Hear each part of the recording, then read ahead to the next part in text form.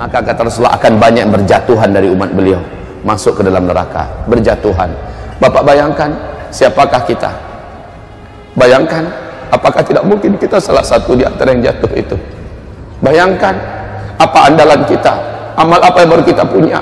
Bayangkan, sudah hebatkah kita dengan sedekah-sedekah kita yang belum seberapa? Sudah hebatkah kita dengan puasa kita? Sudah hebatkah kita dengan kesalehan-kesalehan yang belum seberapa? Bagaimana kalau itu tidak Allah terima? Sementara titian begitu berat akan diseberangi. Jangankan Bapak, saya sendiri pun belum tentu akan selamat. Wahai hamba-hamba Allah yang kami muliakan, beratnya keadaan dalam titian. Sampai di seberang, Rasulullah sudah menunggu, ya Allah. Rasulullah sudah menunggu. Rasul melihat umatnya yang sudah mendekat. Dikit lagi ya umatku, dikit lagi ya umatku.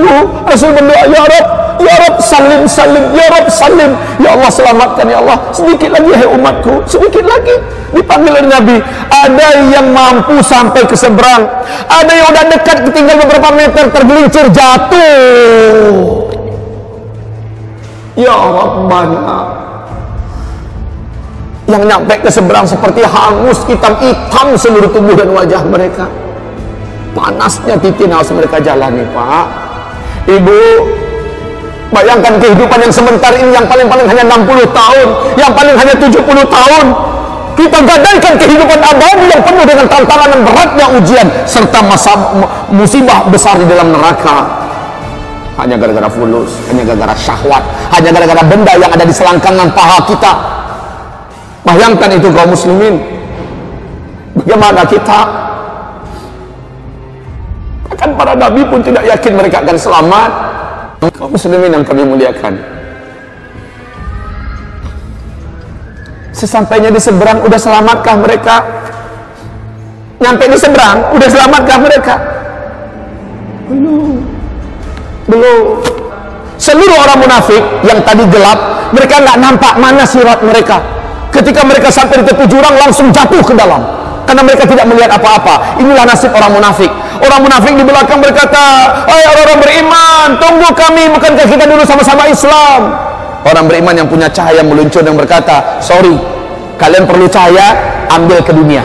Dulu kalian tertawakan kami karena kami kuat beragama. Orang yang tertawakan jenggot, orang yang tertawakan kita sujud, orang yang tertawakan wanita muslimah kita yang bercadar, orang yang tertawakan hafiz Quran, orang yang mengejek pondok pesantren, padahal dia orang Islam, orang-orang yang membuat senang hati orang kafir dengan mengeluarkan kata-kata yang melecehkan dan merendahkan Islam. Mereka kaum munafikin dan para pengikut mereka gelap gulita, tidak bercahaya. Sementara orang beriman, singkatnya, yang selamat sampai ke seberang, kaum muslimin, setelah sampai di seberang belum tentu lagi selamat. Memang kakinya sudah lepas dari tali, dari titian, dia sudah menginjak daratan menuju ke pintu surga. Dia dipersilahkan minum di telaga Kausar. Tapi kata Rasulullah, ada orang-orang dari umatku kelak, saat mereka sampai di seberang, aku membagi-bagikan minuman dari telagaku. Air dari gelas-gelas yang ada di tepi telaga itu sangat banyak, umat Nabi bisa mendapatkannya. Tapi ketika ada orang-orang tertentu ingin mendapatkan, dia didorong oleh malaikat, dicampakkan jauh-jauh. Mendekat lagi, dia didorong oleh malaikat, dicampakkan jauh-jauh. Padahal dia haus, ingin minum. Rasul berkata, "Hai para malaikat, mereka adalah umatku, kenapa kalian melarangnya? Kenapa kalian tahan? Biarkan dia minum." Apa kata para malaikat? "Hai Muhammad, engkau tak tahu ya, orang-orang ini adalah di antara umatmu yang setelah engkau tidak ada, mereka mengarang-ngarang ajaran Islam yang engkau tidak ajarkan. Mereka tidak berhak meminum dari air telaga engkau. Tidak berhak minum dari air telaga engkau. Rasakan saja hausnya." Sementara yang dapat minum langsung hilang hausnya seumur-umur.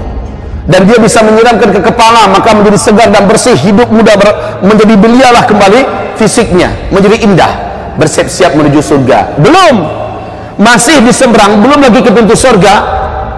Apa kata Rasulullah? "Tahukah kalian siapakah yang bangkrut dari umatku?" Sahabat berkata, "Yang bangkrut itu ya Rasulullah, orang yang nggak punya duit, hartanya tandas, bangkrut, habis, pokok habis, semua yang ada juga habis, itu yang bangkrut. Bukan, kata Rasul. Yang bangkrut dari umatku adalah orang yang di dunia dia sholat, dia puasa, dia zakat, dia sedekah, dia punya amal soleh ini, amal soleh itu, tetapi di dunia dia banyak menzalimi orang, dia banyak melakukan kecurangan, dia banyak tipu orang, dia banyak fitnah orang, dia pukul orang, mentang-mentang dia kuat, mentang-mentang dia bos, dia tindas orang, mentang-mentang dia mentang-mentang.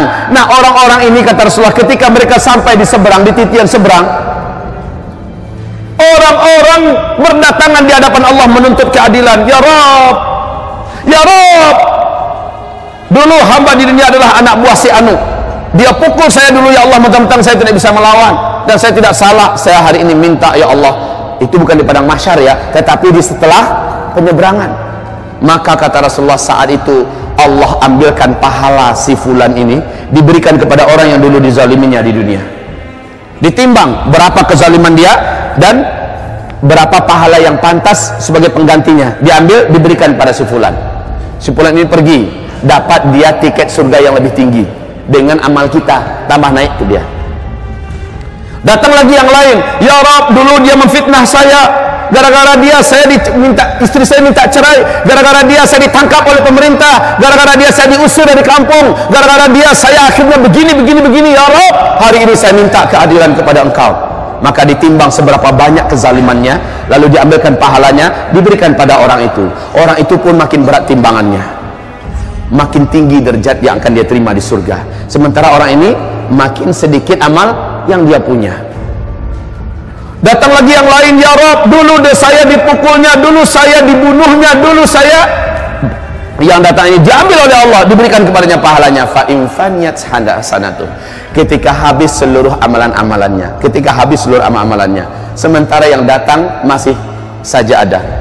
Bagaimana? Allah ambil dosa orang yang dizalimi ini, Allah ambil, ditambahkan ke atas dosa dia. Pahalanya dah habis, dosanya ditambah. Datang lagi yang lain, pahalanya, dosanya diambil, dipindahkan ke dia, dosa orang ini diambil, dipindahkan ke dia. Lalu kata Rasulullah, faturihu finnar, orang-orang ini akhirnya diambil dan dimasukkan kembali ke dalam ngangaan lubang neraka itu dan dilemparkan ke neraka. Padahal udah capek-capek sampai ke seberang, dilemparkan kembali, Pak. Awas, jangan main-main kita hidup di dunia ini, jangan zalim, sembarang menzalimi orang. Ada penyelesaiannya nanti pada hari kiamat, Pak. Ada penyelesaiannya nanti pada hari kiamat. Masuk neraka, itulah umatku yang bangkrut, kata Nabi.